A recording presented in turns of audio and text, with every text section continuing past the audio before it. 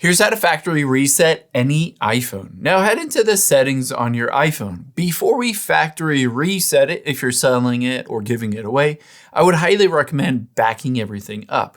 It's pretty easy to do so. You're going to tap on your name at the top and then iCloud. Now iCloud is where Apple backs up everything from your iPhone, essentially in case you lose it or it's stolen, or if you just decided to give it away. From here, what we're going to do is tap on iCloud Backup and hit Backup Now. Just wait until it goes through this process of backing everything up, and then we'll go through the process of factory resetting it.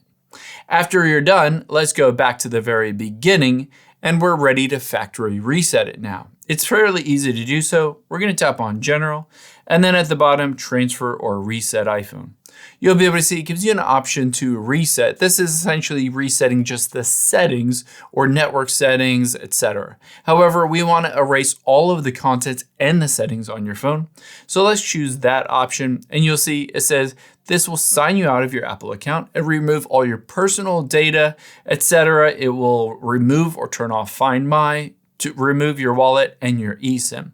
So let's hit continue here, and I would highly recommend tapping on the delete eSIM and erase data. Essentially, this will remove all of the data so that it's back to a factory reset as if you just got this iPhone from Apple.